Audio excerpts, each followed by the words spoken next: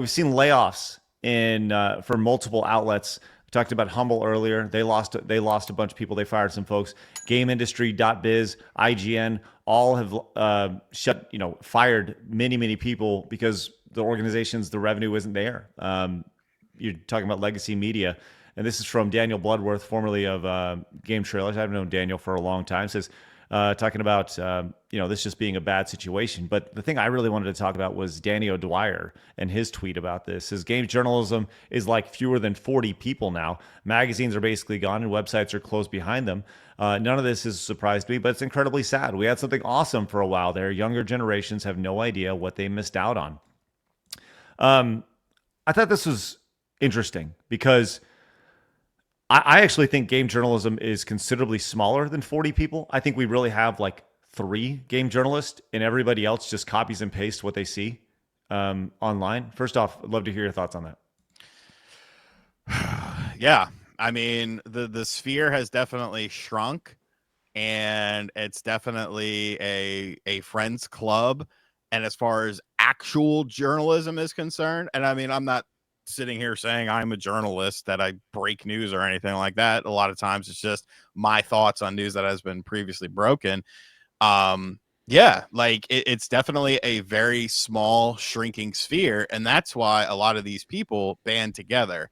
Like when I was pissing off people like Kotaku and stuff like that, it was all the same people that were dogging me, that were talking shit about me. People I don't even know, people I've never had an interaction with. And like, it kind of was like a situation. People that I was cool with, and I'm still cool with them. If you Right. disagree with me on something, I don't give a fuck. Like it means absolutely nothing to me. I'm going to go about my day. You should probably go about your day too, because at the end of the day, we're talking about fucking video games. Like, you know what I'm saying? Like it's there are bigger issues in the world, but I'm still going to share my opinion on it, whether it aligns with you or not. But it's definitely a very small sphere. And when you look at things like the people for the Game Awards, who are the ones that are nominating and voting on these things, the 90% of the vote, it's the same fucking people.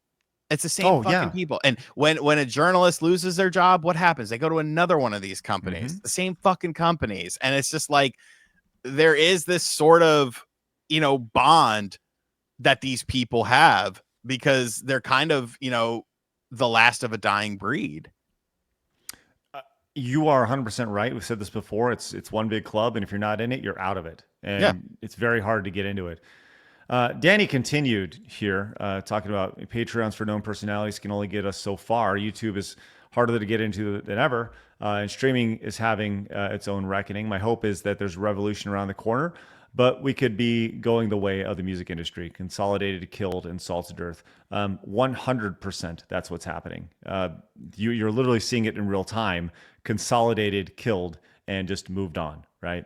Now, this tweet then got put out, and he threw out like, pinning it on progressivism is self-serving bullshit. I think that's him kind of grandstanding on this. But you see the response here. This guy says, missed out on. You mean when gaming journalism turned on the readers around 15 years ago and actively started bashing them? The state of games journalism is where it's at because you and your peers. And I think that I don't think it's been 15 years, but I do think there has been a drastic change. And we talked about that earlier in the show. Almost this contempt for the customer, the contempt, this holier than thou attitude of the people who are writing about these games. Because hey, I'm in the club. Fuck you. This is what I do, and you're just a feeble, whatever truck driver. You just play the games. I get to write about them. Yeah. Have you ever been invited to like game events before, like previews and stuff? Some. One very, very rarely, and I don't get shit from Nintendo. I don't get shit from Microsoft. I don't get shit from Sony, because the Sony European marketing guy hates me, and he tried to come after me because he's friends with Alyssa. Um, Oh, so no, a lot of things I don't get invited to, but like that's okay for me, because like even if I was, I honestly don't want to see those people. Like I don't like I don't want to be near you. Like I don't want your strange juju to rub off on me. And to be fair, there are journalists that I like. There are journalists I get along with. Gene Park. You know, I love Gene. Gene's a homie. Gene's a real one because Gene, no matter what I do or what I say or my opinion on something, even if he disagrees with me and his opinion is completely different, that doesn't change that we're still friends. That doesn't change that we're still cool with each other. That doesn't change that, you know, if somebody goes after Gene, I will be standing there like, yo, fuck you. Like, that's my boy. Don't mess with him. So, you know, you start to realize that there's not many people like that. That if you go against the grain, if you go against the different mindset, I mean, for Christ's sakes, when Forbes is writing an article on Star Wars Outlaws with the preview events, and that's something I'm going to mention in just a second, and telling you how all these previewers said that the game was fucking great and you're all wrong, and then the game comes out and it's a piece of shit, there is some sort of weird mentality there with Right. that. The need to even say that is very weird to me. But you have to look at preview events in and of itself. With preview events, I asked Spawnwave this because there was a game that was coming out that had a preview event, and he was like, "Oh, previews are looking good." I was like, "John, I have a question for you." He was like, "What?" And I was like, "When was the last time that there was a preview event for a big AAA game where there's negative stuff that came out from it?" Right. And he sat there and he was like, "I can't think of one." I was like, "If anyone could think of one, it would be you, and you can't think of one." So maybe some of these people are just gassing this shit up because they don't want to lose any sort of connections. Right. You don't go to preview events to be like, well, that really sucked. You know, like you very rarely do you see that. The response to this obviously has been, you know, he's been kind of thrown to the wolves with this because it is a really poor take. And I'll get to more of that in a little bit because I know what you're going through right now. Just know you did it to yourself. And I feel like that's pretty good. Now, this person here, Alexander Bobaukis, I'm not familiar with who he is, freelance gaming writer. Ah, yes. They. There we go. It's such an, that this is, I think, is an interesting statement. It's such an odd dichotomy that gaming only continues to grow year after year, and yet the media space it encapsulates is imploding. It makes me feel like we're clinging on to that to a sinking ship. I think Alexander is so close, but he's so fucking wrong here because I don't think the media space is imploding. I actually think it's exploding because there are so many other options. RGT, Spawn Wave, side scrollers, go down the list. It's not the traditional written version of it is imploding, but it's just pivoting and it's exploding because now you have more options than ever to consume gaming content from people that you trust. It's like, I don't go to Kotaku because of a reader. You eventually, or because of a writer. Like back in the day, You might have, though, because there was personalities. Right. You get to know those personalities, right? You go to the brand before you go to the writer. Eventually, you get to know the writer and you get to know their writing style.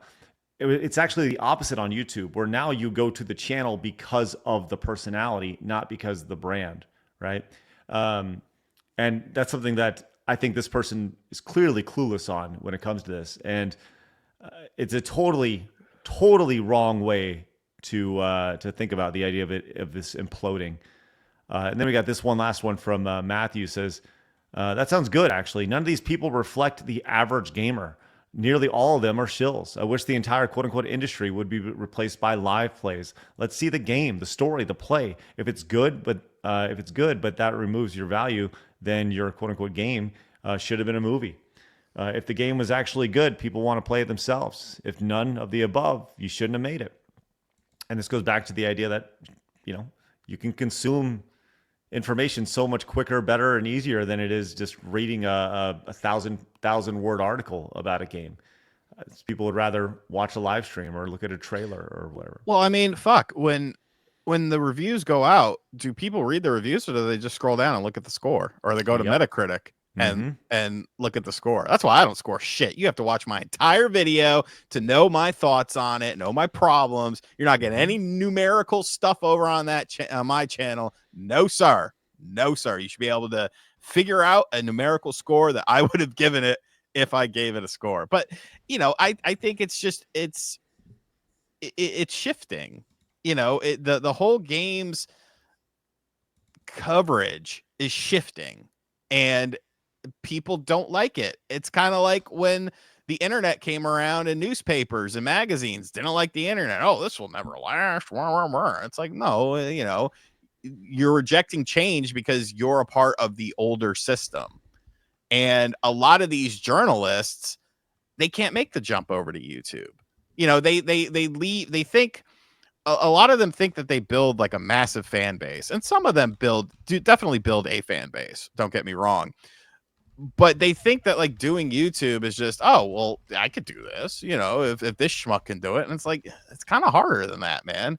It's harder to get noticed. Like when I first started my channel, I had this genius idea because I was with the Nintendo enthusiast. I was like, great, we got 50,000 subscribers on this channel. I'll make a video talking about how I have a new channel and everyone's going to come over. I got 500 subscribers from that. And I was like, fuck. I was like, well, I guess I got my work cut out for me. Like they don't understand like a lot of these things. And I almost think that like, I almost wonder a lot of their upbringings, how is this some sort of, are your viewpoints and your whole mindset being it's my way or the highway? Like, is this because you had a very sheltered life where you did not live amongst different types of people and different types of races and stuff like that, to where you feel like your voice is so much more important than somebody else's? Like, if somebody makes a video and they have 1 subscriber, I think their voice is just as important as mine. It's just more people are familiar with me, but everyone's pretty much the same here. There is no holier than thou. You're not fucking God with this sort of shit. You know what I'm saying? Like, I hope you're not fucking God. No, but I hear what you're saying. I think there's definitely a humble pie when it comes to a lot of this. And going back to the Smash Alyssa story, I think that she has very quickly, when she left Kotaku, so did her relevance, right?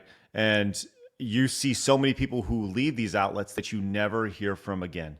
Right. And they learn very quickly that this game, this YouTube game that we're all playing, trying to make a living doing, it is hard. It is very hard, and you have to have a very specific set of skills to be successful doing so. And, the fact that you've grown to over 500,000 subscribers and, Smash is seeing success, we're growing, it speaks to what they can't do more than anything else. It is very hard to do this.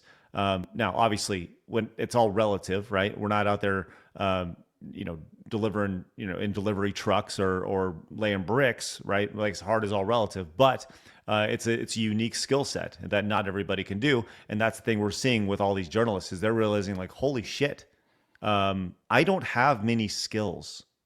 Yeah, it's a time consuming thing. That's what, when people ask me, oh, is it hard being a full-time YouTuber?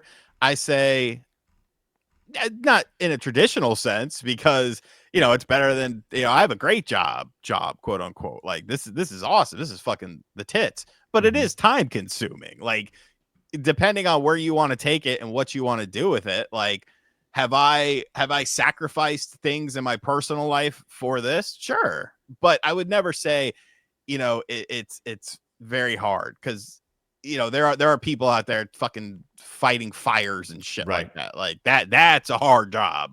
But yeah, it's very time consuming, and I think a lot of those people don't necessarily realize it. And even some YouTube people who are a part of a big channel and then go off and do their own thing, they face the same sort of situations, because they went, if you're going into an established brand, you are not the focus. The brand is the focus. And as much as you think you might represent that brand, similar to how I thought I represented Nintendo Enthusiast YouTube channel, when I started my own thing, I realized the brand is bigger than me. Like I was, people liked me, but they didn't like me that much. So you kind of learn how that goes. Well, I go back to like Screw Attack. We had multiple quote unquote casts, right? And they were kind of rotating parts along the way. We'd lose somebody, but we'd bring somebody in. But it was always about the whole, like somebody complimenting somebody else. And even on this show, right? Blabs and I compliment each other pretty well. You know, she's a little silent today, but that's okay because we have a guest like you, who I know, we know can talk carry a the lot. load. No, it's okay. Blab said before the show she'd be a little quiet today, but Yep. but it's good because we have this rapport and people tune in for it. And as pointed out by Vampire Slayer, says Craig is right. I go to RGT's channel for him. I came to Side Shoulders for Craig, Blabs, and that crazy Foxu. Yeah, it's all about authenticity, right? And people can see right through that shit. And that's the thing when it comes to, and thank you for that very much. People can see right through it because when you look at somebody, going back to Alyssa, right? There's nothing authentic about her. There's nothing authentic about these game journalists and such, and that's what they're struggling with. They're struggling with it having an identity outside of their pronouns or whatever. But that's another story for another day.